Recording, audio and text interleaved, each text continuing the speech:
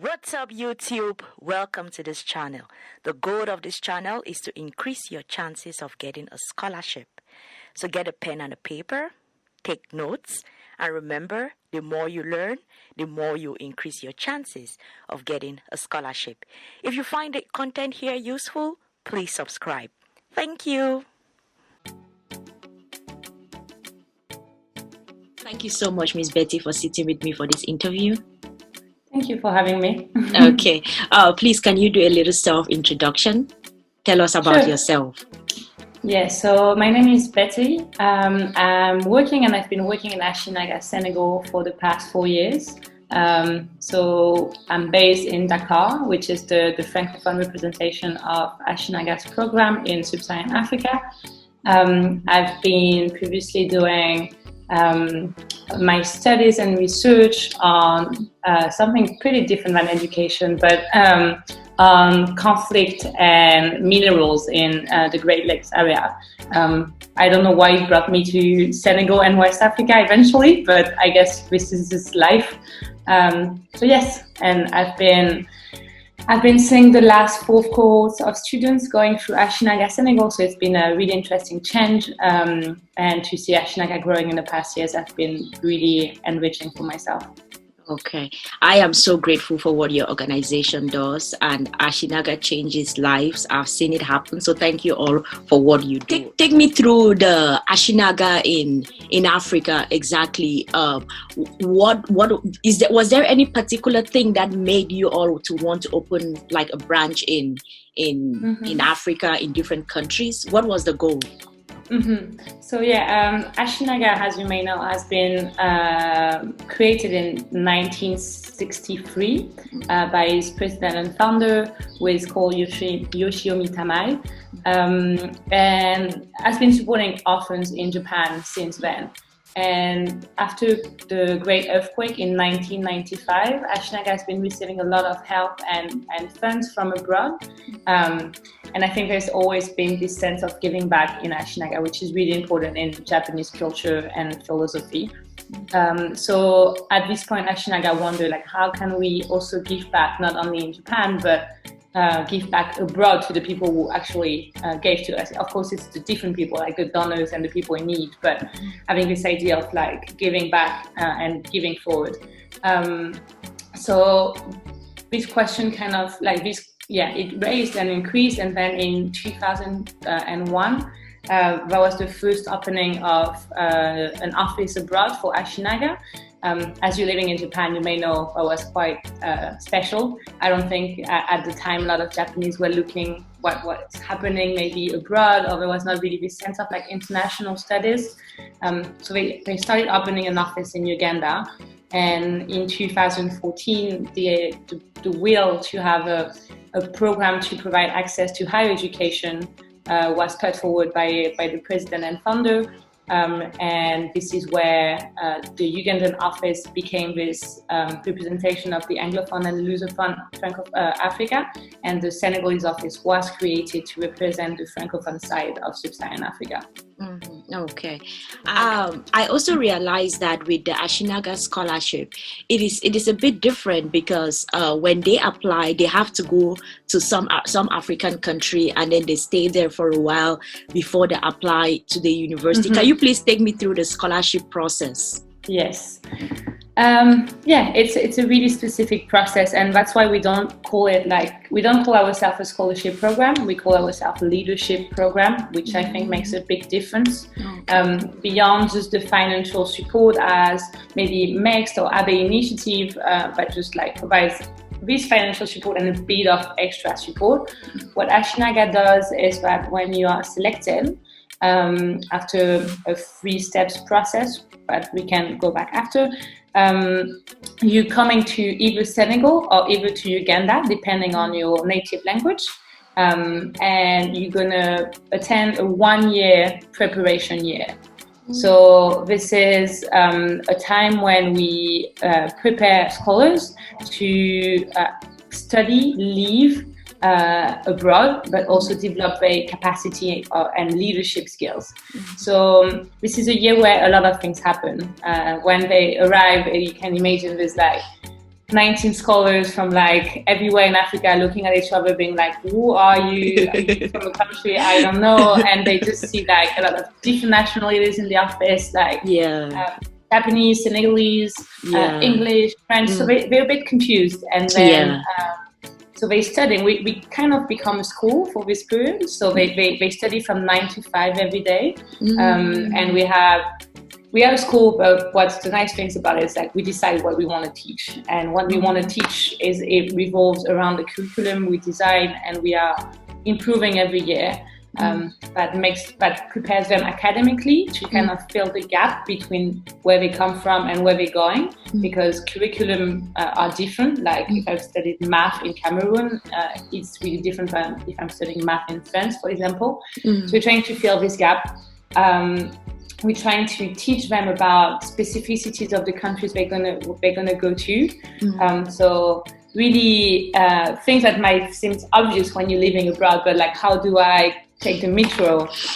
What are the culture, like why Japanese are eating with chopstick? Like all these kind of small things that like you actually need to know to just like be successful in your integration. And sometimes we take them for granted, but there are things that like make it way much easier when you actually reach the country of destination. And the last point we work with them on is the leadership development. So we do a lot of community engagement, leadership projects. So they start developing this sense of giving back, nurturing their skills, development, being soft skills, such as public speaking or responsibility. So we're working really hard with them on this. I'm sure you got your Ashinaga Foundation and your offices. You all receive a lot of applicants yearly, and when you go through these applications, what makes a candidate stand out? What is it about a candidate because the goal of what I do is I try to give students like ideas on how they can increase their chances of getting a scholarship. But you all are at the other end of it. You're the people making the decision making. So what makes a candidate stand out for in your process? So maybe I just need to give a bit of like details on the recruitment process, because I think different things make you stand out at different moments. So the recruitment process, there's a first phase that actually check for candidate eligibility. And this year it's they have to log in and create an account, and then they're just checking on their eligibility and they can process to the application phase. The first phase is quite broad, like we're asking general questions about their academic life, background, their financial situation. And if they go through this phase, then we send them a second application form which go in much more detail. So I think passing the first one is more linked to your academic success. We don't look for like the best candidate, like if you don't need to be like top of your class, but we look between a balance in the balance between having good grades and not having necessarily the capacity to, or like the conditions to have these good grades. So like the students who've been to a private school, of course, will receive more support than students going to public school in like suburb of Yaoundé. So we're just looking at the balance between these two things. And that's why in our application form, we say that students should have been in the top 10% of their class. And if you're going to the second phase, I think a couple of things are really important for us. And that students don't often do is to give as much information as possible. They don't realize like the only thing you have is this piece of paper, and that it's supposed to tell you a lot about someone. They don't have the chance to speak up for like 10 minutes and tell us who they are.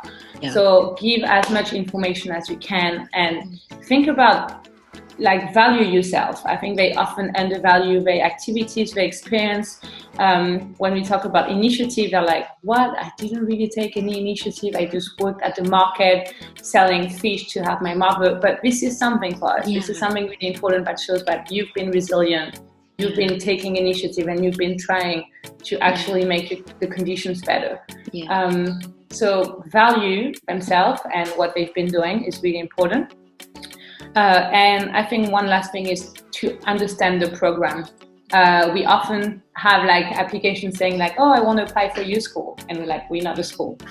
So take the time to just like read what we're doing, understand Ashinaga, because if you understand it, and if you understand Ashinaga's mission and the program's objective, that's going to definitely make you a better candidate, because you're going to tell your story accordingly to what you're applying for.